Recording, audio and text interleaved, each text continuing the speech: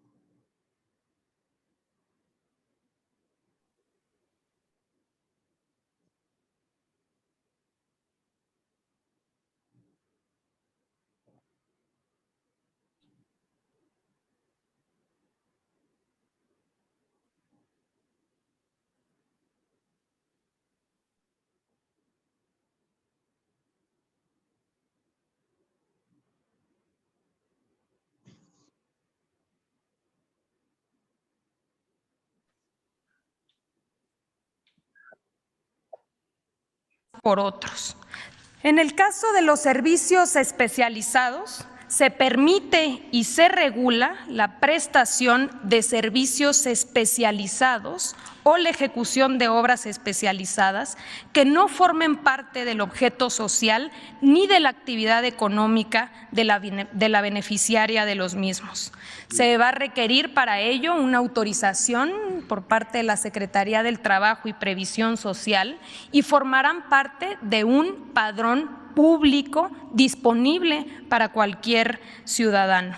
Y finalmente, las agencias de colocación. Estas podrán intervenir en el proceso de contratación, es decir, en lo que tiene que ver con el reclutamiento, con la selección, el entrenamiento, la capacitación, entre otros, pero en ningún caso el intermediario se considerará patrón ni podrá contratar en sustitución. Adelante. Finalmente, el tema de las sanciones. Se prevén sanciones más severas para las empresas que incumplan.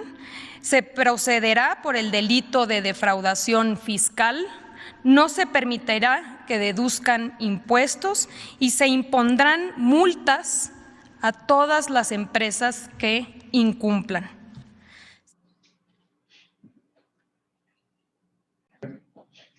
Pues muy bien, ese fue el mensaje de la licenciada Luisa María Alcalde, secretaria del Trabajo.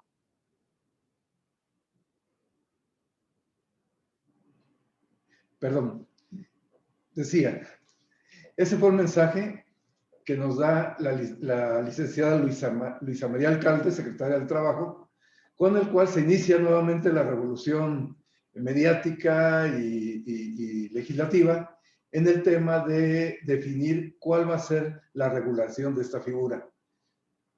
Cuando se presenta esto, se inician nuevamente debates en el Congreso, en la Cámara de Diputados, senadores, se hacen invitaciones a todos los sectores interesados en la materia, tanto privados como públicos, y recordemos que es la segunda ocasión, o sea, la segunda vez que nos reunimos, todos los sectores para comentar el tema y tratar de llegar a un acuerdo. Lamentablemente hasta esta fecha, pues no se ha llegado a ese acuerdo. El punto es que sí sabemos que está por emitirse ya la reforma y la regulación de este tema, y por eso comentaba yo en un principio, es muy importante para nosotros conocer qué es lo que se está debatiendo, cuál es el fondo de esto, y poder irnos preparando, tanto las empresas como los asesores fiscales, para poder determinar y orientar correctamente el camino que debemos de seguir de acuerdo a las normas que se emitan. Pero es muy importante que ya se definan. ¿Por qué? Porque la incertidumbre jurídica es la que crea después toda la problemática que ha pasado en innumerables aspectos que se han ido regulando durante los últimos tiempos. Entonces, en la medida en que la certeza jurídica de la regulación la conozcamos, en esa medida nuestras empresas, nuestras contrataciones van a ser correctas. Entonces, partiendo de la base de que en México hay varias definiciones de qué es subcontratación laboral, de qué es outsourcing, etc. Pero en general, al final del día, la lengua común lo que habla es que es algo igual, para efectos prácticos, ¿no? Independientemente que ya legalmente se hagan las diferencias correctas. Pero al final del día, el outsourcing lo que busca es buscar servicios especializados que la actividad principal de una empresa no le permite abarcar todos los requerimientos de prestaciones de servicios que necesita para poder ser eficiente en la producción del servicio o producto fundamental de esa empresa. Entonces, esas terceras actividades son las que se terciarizan con otras empresas para efectos de ser más eficiente en lo que uno está fabricando. Entonces, si vemos una explicación muy simple, sería esa: buscar complementarnos con las actividades que menos conocemos, con terceros que sea esa su especialidad. Ese es el objetivo de esto.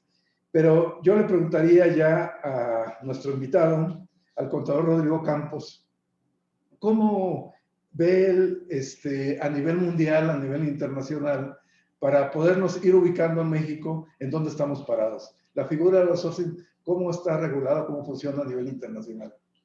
Bueno, muchas gracias antes, Pedro, por la invitación nuevamente. Bueno, el outsourcing o la subcontratación a nivel mundial es una actividad que llegó para quedarse. Es una actividad que ha ido creciendo a nivel mundial. Hablamos, por ejemplo, en el caso de Estados Unidos, más del 90% de las empresas en Estados Unidos utilizan algún formato de subcontratación, de outsourcing. Para ellos es absolutamente natural la utilización de este tipo de servicios, ¿no? De recursos adicionales. Es importante mencionar que el outsourcing tiene una regulación internacional a través de la Organización Internacional del Trabajo, de la OIT, de la cual México es miembro, y que a su vez nosotros, nuestro país, ha ratificado los convenios con la Organización Internacional del Trabajo en una postura de aceptación de este tipo de servicios. ¿En qué sentido? Pues en el sentido, evidentemente, que coadyuva al desarrollo de las empresas, a la mejora de sus procesos, que coadyuva definitivamente a la eficientización interna de los procesos internos de las empresas y, evidentemente, de la productividad de las mismas.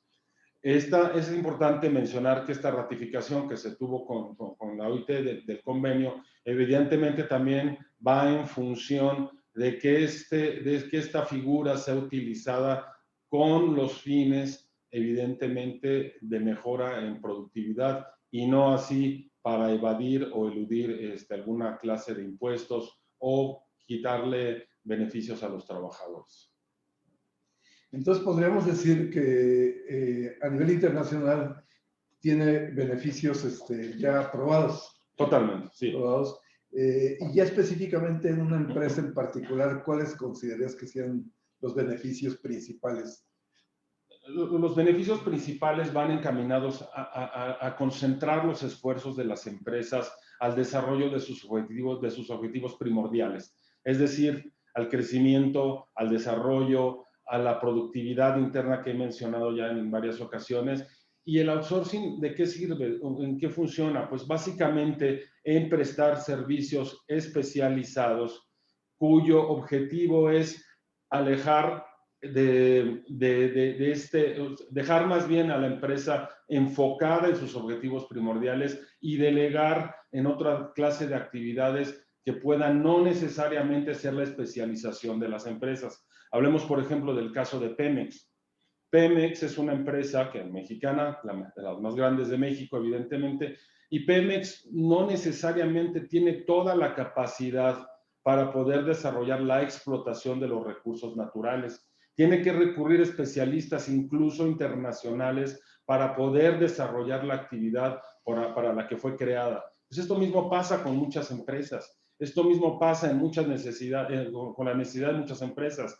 Desde el sentido mismo que podemos hablar de un servicio tan simple como es el de limpieza, hasta un servicio mucho más avanzado en tecnologías de la información o en otro tipo de aspectos de ingeniería, en fin, que no necesariamente las empresas tienen o pueden manejar de forma interna. Esto lleva a la necesidad de recurrir a especialistas a través de los cuales se logra el desarrollo de los objetivos. En el sector financiero, me comentaban que, sí, que tienen una gran cantidad de personal subcontratado. ¿Cuál es el volumen de personas que están en ese régimen? ¿Qué nos puede decir un poquito de eso? Se estima que en México aproximadamente un 20% de las personas que tienen un trabajo formal están contratadas a través de esquemas de outsourcing.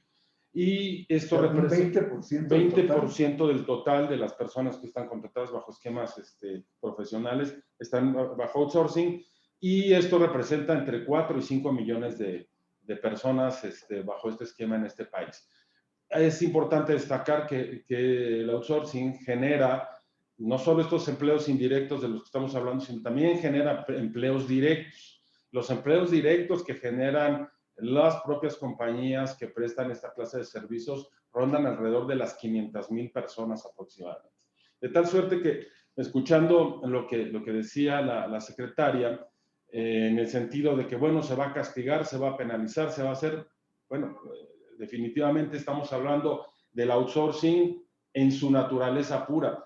Si hay esquemas de elusión y de evasión fiscal, ya existen las leyes que castigan ese tipo de prácticas, ese tipo de actividades. Entonces, no se le ve mucho sentido, y las cámaras se han volcado en contra de estas posturas precisamente por la gran cantidad de empleos que se podrían perder. No solo los empleos que se pueden perder, sino adicionalmente con la coyuntura que estamos viviendo actualmente en el país, en medio de esta pandemia, en medio de la crisis económica de las más profundas que hemos vivido en los últimos años, la competitividad de las empresas, vaya, la existencia misma de las empresas se ve mermada radicalmente con toda clase de nuevas situaciones fiscales que salen día con día, con ahora nuevos incrementos, por ejemplo, que se van a dar en la parte de la seguridad social, etcétera, y se vuelve cada vez más apretado y más difícil para las empresas poder salir adelante. De ahí que me parece totalmente inapropiado, incluso el momento histórico, para hacer una propuesta de esta naturaleza. Sin duda, esperamos y creemos que haya un nivel de conciencia, que se escuche a las empresas, que se escuche a las cámaras, porque esta determinación puede ser definitivamente trascendental para los empleos en este país y para la estabilidad de las empresas. O sea, a ver, nos estás diciendo que el 20% de los empleos formales aproximadamente están manejando un esquema. Es correcto. Y estos son alrededor de 4,5 millones, sí, de personas, ¿no? Sí. Entonces, la reforma, si se hace una reforma equivocada, apresurada o simplemente equivocada, pone en riesgo la pérdida de 5 millones de empleos.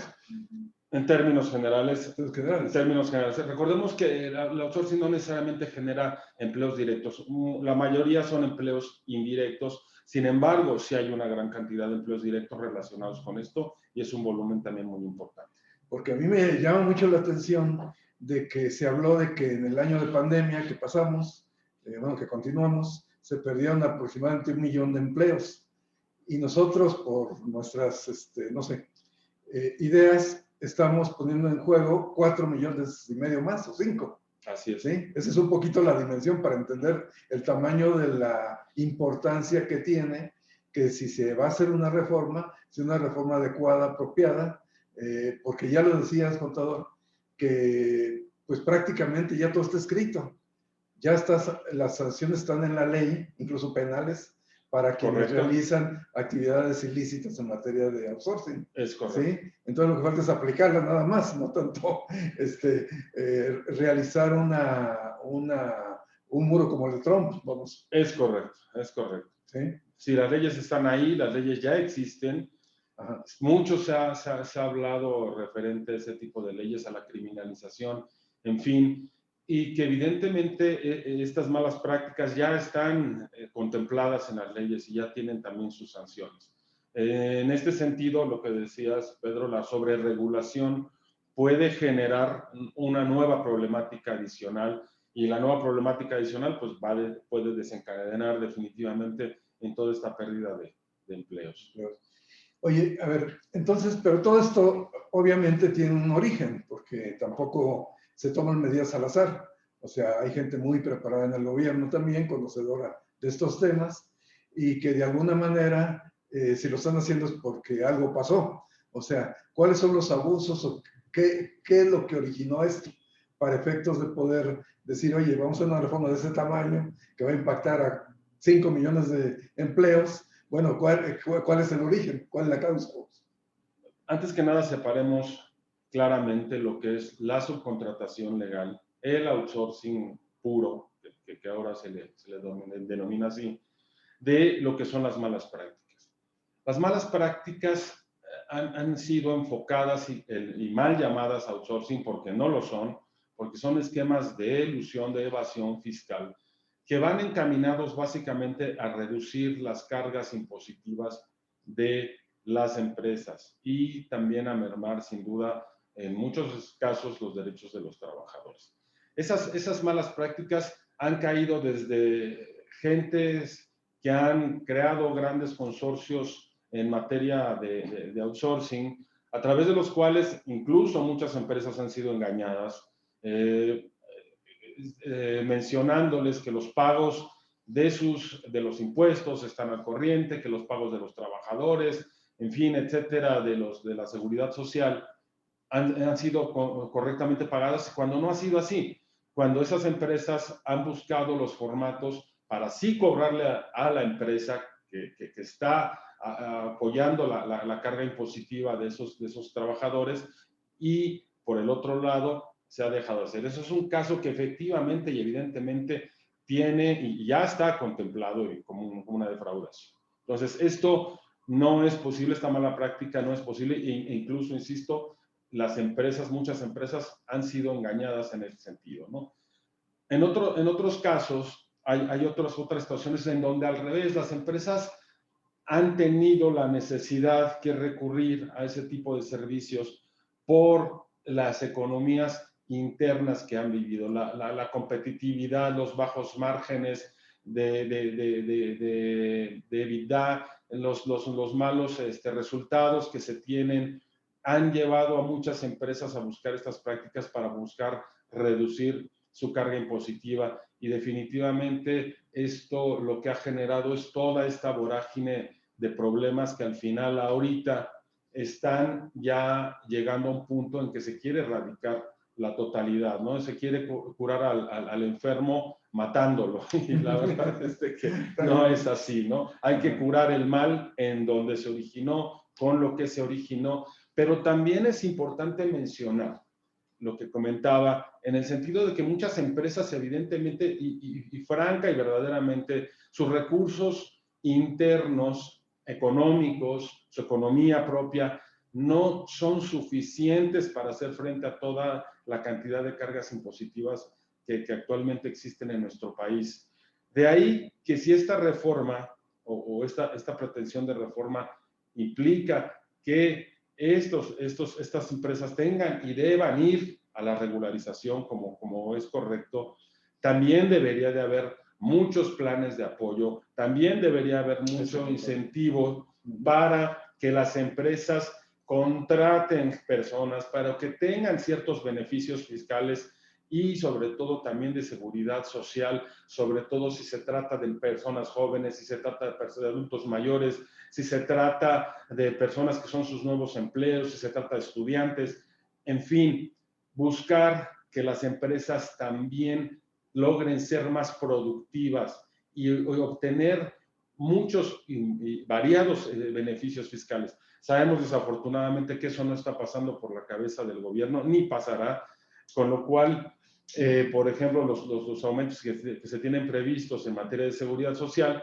lejos de ayudar, van a orillar a muchas otras empresas a seguir tomando estos riesgos que son ahora ya muy altos y a estas prácticas que definitivamente no son recomendables. Aquí hay un punto importante. Yo recuerdo que en alguna ocasión un funcionario importante del SAT decía, aquí lo que queremos hacer es piso parejo. ¿Qué es piso parejo? Bueno, que todos paguen lo que deban de pagar, ¿sí? Y aquí el punto es que está muy bien, visto desde el punto de vista de igualdad en el pago de contribuciones. Lo podemos llevar al pago de salario lo mismo, pero el tema aquí viene en que el precio de los productos al final se ve impactado por sus insumos. Correcto. Y una parte son los salarios. Uh-huh. Entonces, si los salarios son más altos, si las prestaciones son más altas, pues la gallina de los huevos de oro pues ya no tiene para tanto, ¿no? Llega un momento en que están provocando ellos mismos probablemente la búsqueda de esos esquemas que pretenden castigar, ¿no? No sé cómo lo ves. Así es una espiral de la muerte, desafortunadamente, porque es cierto que hay muchas empresas, por ejemplo, hablemos de algún sector en particular, pero en términos generales, por ejemplo, la industria de la belleza y la intermediación de la belleza, de la perfumería, etcétera, curiosamente son giros que lejos de lo que pareciera tienen muy bajos márgenes de rentabilidad. Están operando alrededor con márgenes de EBITDA menores a 2 dígitos. Entonces, realmente, y mucho de la fuerza de ventas que se tiene en ese sector es definitivamente las personas. O sea, las personas son las que hacen posible tal. Y, por ejemplo, les pongo un caso, Palacio de Hierro, Liverpool. Si alguien quiere ser proveedor de ellos o poner sus marcas, poner sus mercancías, ellos piden que exista un promotor de ventas para cada una de los departamentos de que se trate. Si, por ejemplo, hablamos de ropa y alguien tiene ropa para niños, caballeros, damas, etcétera, pues tiene que tener un promotor de ventas en cada uno de los corners que se manejan dentro de las tiendas. Esta fuerza de ventas por años ha sido la que ha permitido a estas empresas salir adelante y es imprescindible. Además, es una exigencia de las tiendas departamentales. Entonces, las empresas se ven en la necesidad de contratar a estas personas que estén demostrando sus productos con carga a ellos. No es con carga ni al Palacio ni al Liverpool, es con carga directamente al proveedor. Entonces, en este sentido, los márgenes cada vez se van reduciendo, tomando también en cuenta que pues tienen que ganar ellos, tienen que ganar la departamental y todos los gastos que implica la importación de los productos, la distribución, el almacenaje, la logística, el solo mantener la empresa de pie. Entonces, son industrias, entre muchas otras, que han sido también severamente golpeadas en esta pandemia. Y sí, efectivamente, lo que comentabas, Pedro, desafortunadamente, esto puede tender a que no solo empleos, sino empresas también se puedan perder por falta de apoyos en este sentido. Y con una sobreregulación, sin duda, ¿no?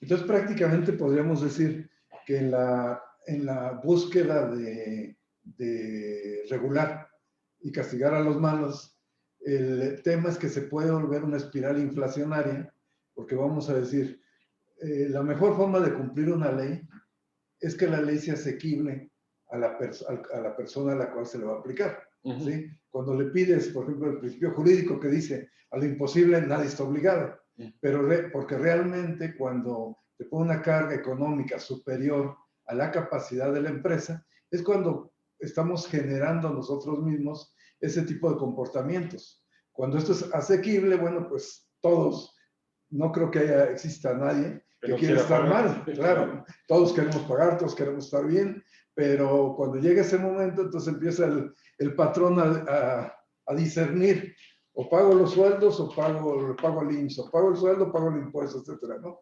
Entonces, se tiene que encontrar ese piso parejo, pero dentro de la capacidad contributiva de cada uno de los contribuyentes, ¿verdad? Claro. Ahora, hay algo que quiero destacar y que es muy importante, que es una labor silenciosa y callada, que apenas recién platicando con los empresarios comentábamos.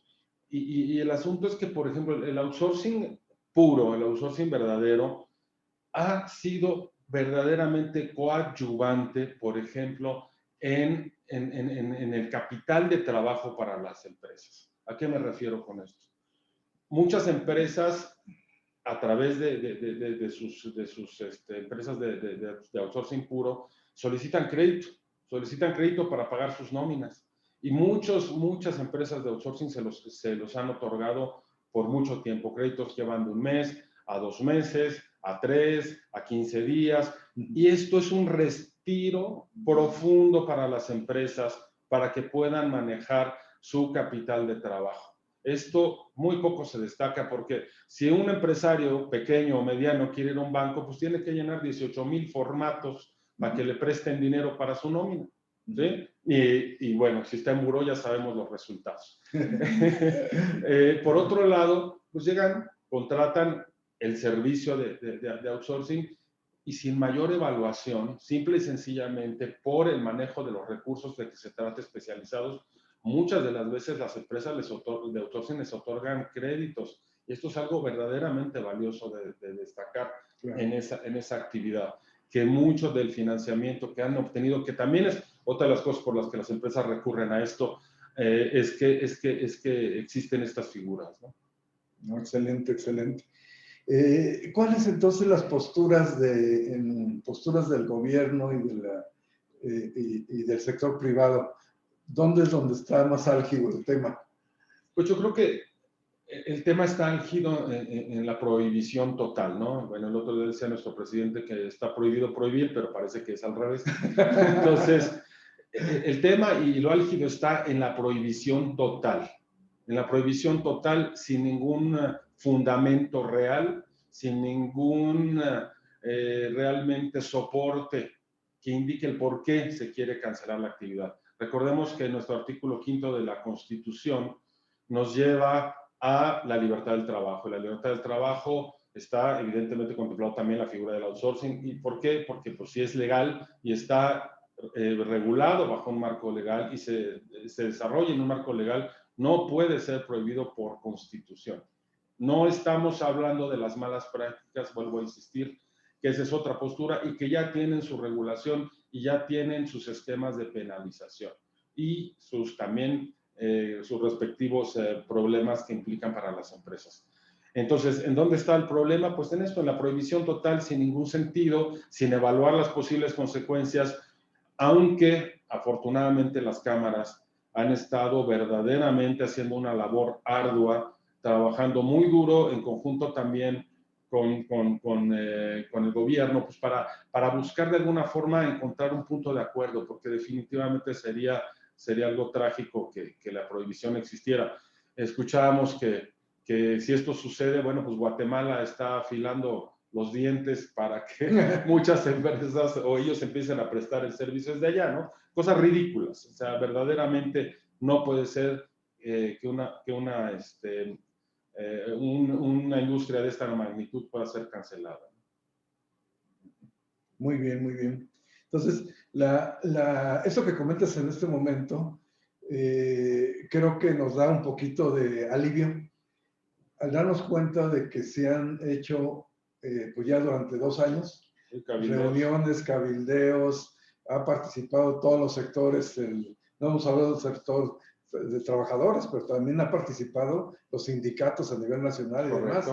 Y los sindicatos tradicionales lo que están viendo es que si quitan eso, van a quitar una fuente de empleo importante para los trabajadores. O sea, aquí no es el tema nada más de decir, oye, es contra los empresarios, no. El efecto va a ser principalmente para los trabajadores, el caso de que esto se llegara a aprobar de esa manera, ¿no? Sin embargo, pues nos da esperanza, como diría nuestro presidente, nos da esperanza que hayan tenido la apertura de estarse reuniendo con todos los sectores y que, bueno, esperamos que la reforma que se apruebe en el Congreso de la Unión sea una reforma lógica, razonable, económicamente viable y que pues deje en la mayor medida de lo posible satisfechos los intereses de los trabajadores principalmente, pero es que si no vemos que las empresas deben de continuar, estamos castigando a los trabajadores que pretendemos defender, ¿sí? Es correcto. Entonces, prácticamente ahorita estamos ¿en qué momento? En el momento de últimos días del debate en el Congreso. No sabemos, porque pues esto no tiene fecha, si efectivamente, como originalmente se había dicho, antes del día último de febrero se apruebe ya la reforma. Ahora se está hablando, me decías que de agosto, ¿verdad? Sí, aparentemente. Que sí, de agosto, en fin, no sabemos la fecha, esto es como la muerte. Va a llegar en un día, pero no sabemos cuándo. Pero aquí lo importante es un poquito conocer cuáles son las cosas o los aspectos que pueden venir para que estemos preparados y no cuando lleguen decir, oye, pero yo no sabía, o etcétera, ¿no? Y aquí hay un punto importante.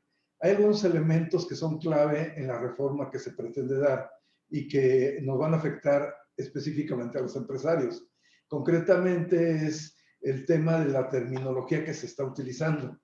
Por ejemplo, hay un concepto que, no sé si nos puedes platicar un poquito más de eso, que es el de especialidad. Y ese término, tiene muchos significados. No sé qué nos puedes comentar al respecto del... Sí, está de moda justamente en este tema hablar de las especializaciones, porque aparentemente, bueno, desde la Ley Federal del Trabajo, de lo que se habla es de que está justificado la subcontratación cuando se trata de servicios especializados. Y aquí se va a abrir, y todavía va a existir por mucho tiempo un gran debate, ¿qué es verdaderamente un servicio especializado? Decíamos, oye, pues a lo mejor la perforación de un pozo petrolero es un servicio especializado, pero entonces la limpieza de las oficinas no lo es, o la limpieza de un cine, o bien a lo mejor el tema de decir algo, ¿no? Del servicio de meseros en un restaurante, puede ser una empresa que tenga el nivel para capacitar a los meseros, para apoyarles en el nivel de atención, ventas a su cliente, los diversos tipos de comidas, bebidas, tal, y que esa empresa ofrezca el servicio de meseros especializados. En realidad va a ser un gran debate y va a ser un tema que no va a terminar de interpretarse 100%, ¿no? Entonces, hay que tener muy claros cada empresa cuáles son esos servicios especializados los cuales realmente es indispensable que pudiera tercerizar, pero puede haber una gama muy amplia, Pedro. Fíjate que en ese tema concreto, el punto es que precisamente es en lo que deberían de estar trabajando los legisladores en este momento, en encontrar los términos correctos para evitar precisamente esa confusión, porque ahorita como están las reglas son confusas y difusas, o sea, no hay claridad, no se ha concretado algo que podamos partir de esa base y que de alguna manera nos pueda dar certeza de que lo que estamos haciendo es correcto, ¿sí? ¿Por qué? Porque si no, entonces dejamos en manos de la autoridad fiscal que defina lo que ella considera, en manos del contribuyente lo que él considera, y así nos vamos, ¿no? Entonces, prácticamente, yo creo que ese elemento es vital que se pudiera quedar ya en una descripción o un catálogo de cuentas, como los de los contadores, ¿no? Para que de alguna manera podamos tener certeza. Claro, porque cuando vienen los criterios de las autoridades, es ahí donde empiezan los problemas. En el caso, por ejemplo, de lo que hablaban de la no deducibilidad del servicio, entonces, ¿qué va a pasar? Que se va a volver como un 69 en el que tengo que ir a demostrar que sí lo recibí, que sí es especializado, bajo qué términos, cuando sabemos que la autoridad no va a estar capacitada para entender todos los conceptos que puedan ser especializados dentro de una organización.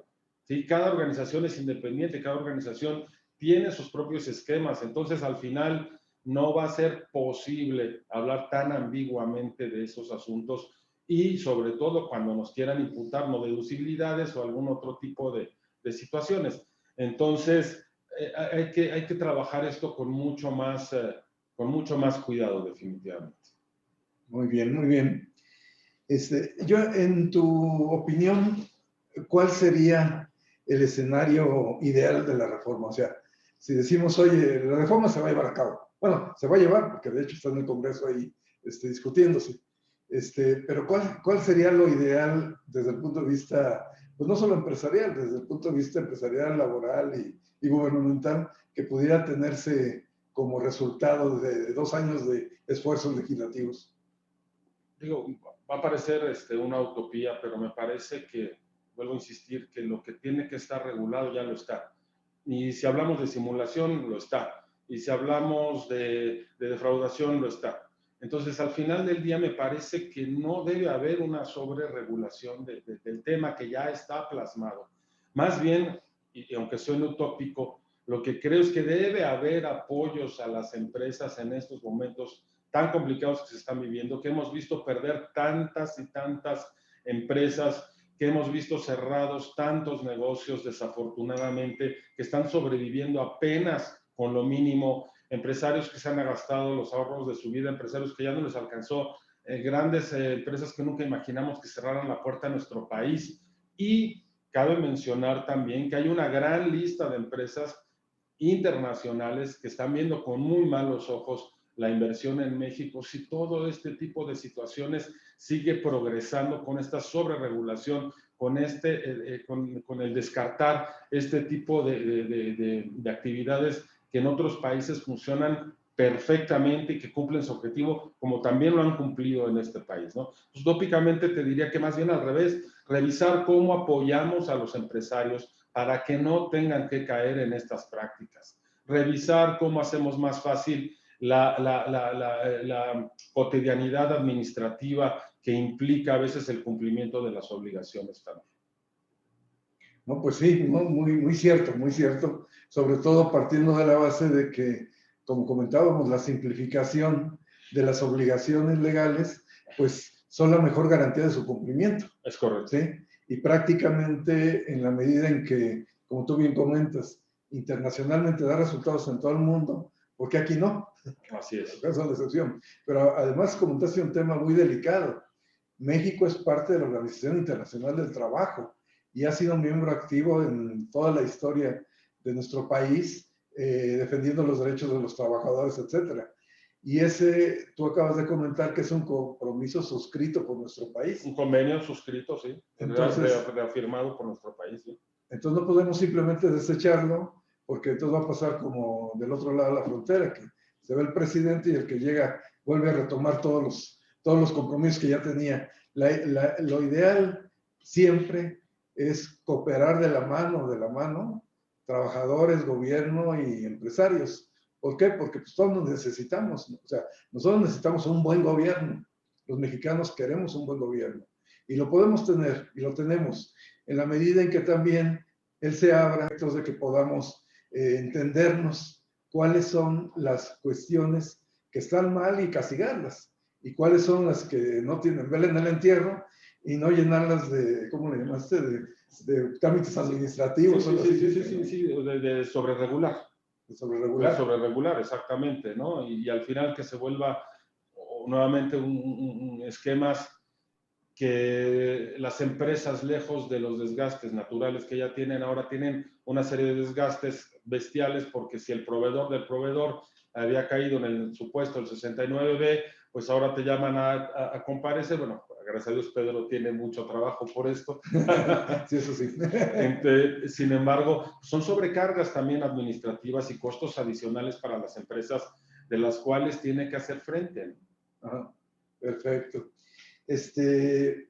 Pues, contador, la verdad, queremos agradecerte a ti profundamente tu participación, ha sido muy interesante y muy ilustrativa. Esta reunión, básicamente, lo que buscamos es que todos conozcamos qué está pasando, porque todos oímos hablar que el outsourcing, que ahí viene como el demonio, pero no sabemos ni de qué se trata, ¿no? Ahorita, después vamos a tener otra reunión relacionada con lo mismo, pero una vez que se apruebe la reforma en los términos que se tenga que aprobar.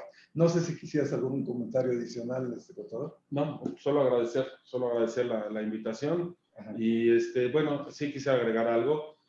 Si ustedes en sus empresas tienen algún servicio de outsourcing, es importante que revisen con quién lo tienen y que se cercioren del cumplimiento de las obligaciones que pactaron con su prestador de servicios. Es muy importante porque esta reforma sin duda también va a venir a desencadenar una serie de problemáticas para aquellas personas que lo han venido haciendo de una forma incorrecta. Entonces, sin duda puede tener una implicación para la propia empresa. Es importante que revisen quién es su proveedor y sobre todo el cumplimiento de las obligaciones.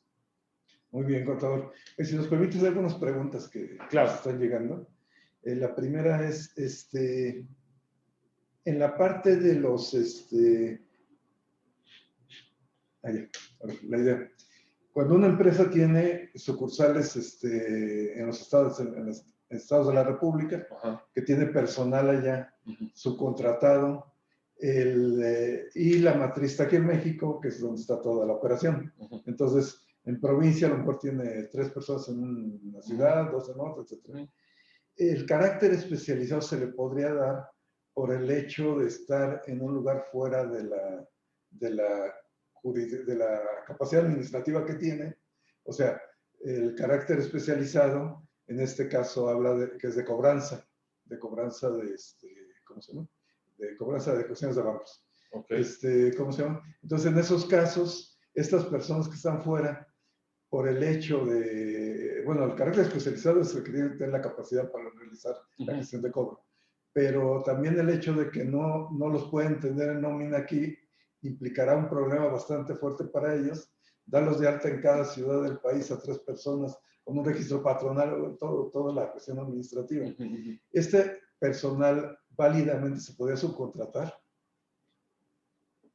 El carácter de especializado, y volvemos, yo creo que se lo da la naturaleza de la actividad. Es decir, si el despacho que está contratando para que le haga esa actividad, su enfoque es a la cobranza, que sabemos que existe mucha especialización en ese sentido, pues yo no le veo absolutamente ningún problema. Por el otro lado, si el objetivo es solo porque están fuera y representa una carga administrativa, lo veo poco justificable. Sin embargo, no lo veo tampoco fuera de orden, ¿no? O sea, finalmente es algo que también puede llegar a ser válido. Sin embargo, insisto, dentro de la nueva legislación, como venga y como se apruebe, es donde se tiene que tener mucho más cuidado en separar perfectamente si es o no lo es. Ok, perfecto. En el caso del PTU, hay una propuesta del sector privado de algunas cámaras, de que el PTU, en lugar de ser el 10%, se reduzca, se concrete a un mes real de sueldo del trabajador. Esto, en primer lugar, ¿cómo lo verías? Y en segundo lugar, si has escuchado que esto pudiera progresar. Mira, yo creo que definitivamente el tema es muy álgido porque las empresas, y volvemos a la capacidad económica de cada empresa, el determinar que sea un mes de sueldo, entonces ya no está vinculado a las utilidades de las empresas. Entonces se vuelve un aspecto que es absurdo cuando una empresa pues no ha generado las utilidades suficientes para poder hacer un reparto de esa naturaleza. Entiendo que se está trabajando en esta parte, queriendo modificar sin duda esta situación, pero yo creo que sí se tiene que evaluar porque se pierde el espíritu de lo que es repartir la utilidad de la empresa a pues tener un bono, que es totalmente diferente como si fuera un aguinaldo, ¿no? O sea, son cuestiones totalmente diferentes. Entonces, yo creo que no es el espíritu con el cual se creó la PTU. ¿Sí? Yo también pienso respecto a esa pregunta que pues prácticamente esto es como una conquista laboral en México. En pocos países, creo que nada más 2 países del mundo lo tienen. Y yo veo, pues no difícil, sino imposible que se modifique. Realmente es algo que ya es como parte esencial del sistema laboral mexicano. Y prácticamente yo creo que si ese sector que lo anda pidiendo se aferra a eso, pues no tiene ninguna posibilidad de éxito de cambio, ¿verdad? Sí. Tienes toda la razón. ¿Sí? El otro punto, entonces, un segundito.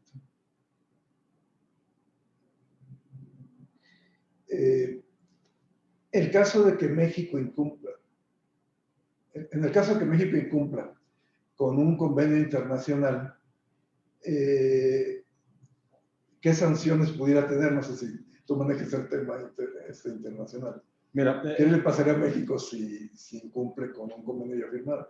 Tenemos ratificado el convenio, pero se ratifican anualmente. Yo creo que como va el asunto, y si esto progresara, lo que pasaría es que el siguiente año más bien ya no se ratificaría de parte de nuestro país el convenio en materia de outsourcing. Entonces, no creo que vaya más allá de no va por ningún tipo de sanción, simple y sencillamente nos salimos de ese convenio en la Organización Internacional del Trabajo. Bueno, no sé si la puedes contestar, pero A ver. Están preguntando cuándo se va a aprobar la reforma. No sabemos. Como decías, es como la muerte, sabemos que ahí viene, pero no sabemos cuándo.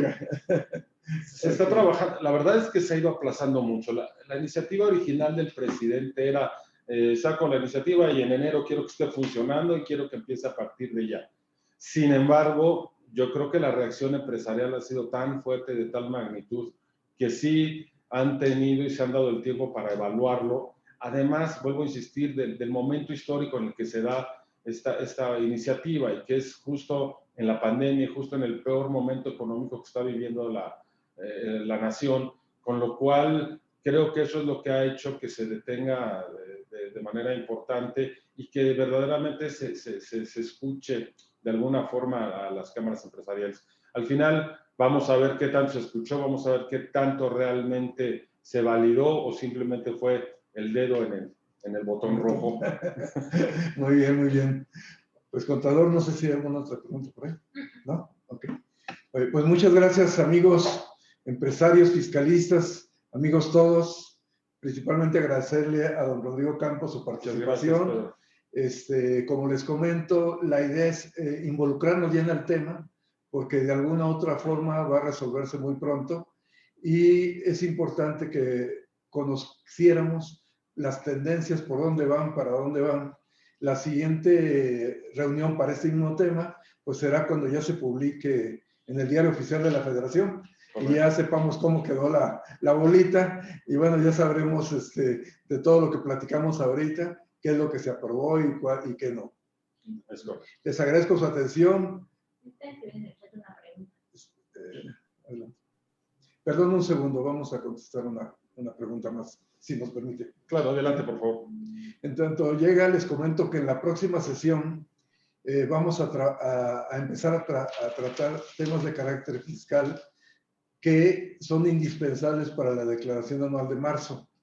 Recuerden que el objetivo es siempre en nuestro chat y en nuestras videoconferencias estar al tanto de lo que está pasando día a día y poder tomar las medidas en nuestras empresas para poder prever lo que puede pasar, y ya marzo está aquí a la vuelta de la esquina. Entonces, en la próxima sesión hablaremos de temas relacionados con la declaración de impuestos, las deducciones, algunas figuras que todavía la ley nos permite aprovechar y algunos temas que son indispensables dada como hemos platicado desde el año pasado, que las reformas en materia penal ya se volvieron muy delicadas.